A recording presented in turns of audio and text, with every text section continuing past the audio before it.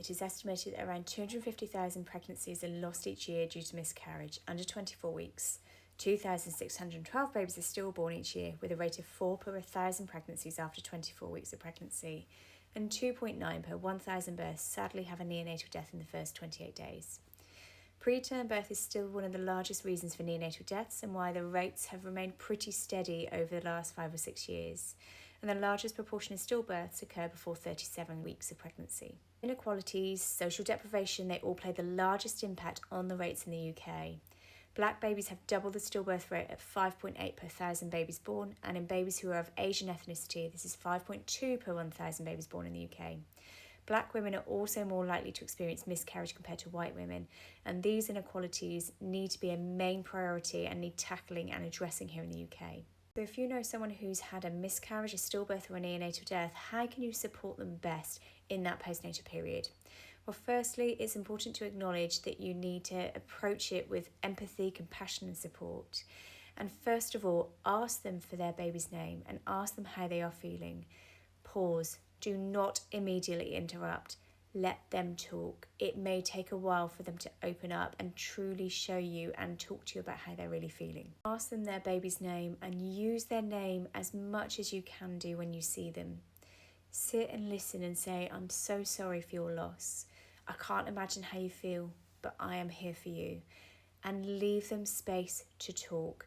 Don't suddenly want to fill that gap. I know silence can feel uncomfortable, but it gives them the opportunity to open up to you. And what this does is really highlights that you are aware of their grief, their loss of hopes and dreams, and the experience that they have been through themselves. And acknowledge that they are still a parent, a mum and a dad. Bring them meals and food. Eating is the last thing they're going to want to think about, and ask if they need any other practical support, especially if they've got other children, for example, or whether they just want some help around the house. Send them a little care package and remind them, check in on them on a regular basis so that they are still in your thoughts, you are still thinking about them. And when you do see them each time, say, I'm here to listen, how are you doing? Again, pausing and letting them talk. And every now and then say, I remember your baby, and include their name so that you keep acknowledging that their baby is still alive in your memory, in your thoughts, that family is still supported. And then just finally signpost them to the support services like SANS, for example, or Tommy's, who can really provide them with that additional support that they need. And finally, light your candles every single year and let them know that you are remembering their baby in the wave of light. Globally, the wave of light enables us to remember all the babies who have ever left this world, and it helps us to really support the parents in this world who sadly have experienced stillbirth, miscarriage, baby loss, and neonatal death. And finally, to anybody who's experienced this, I send you the biggest amount of hugs and virtual support right now.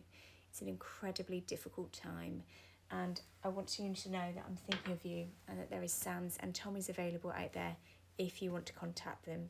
They are there to be able to listen to you and provide you with that support that you need.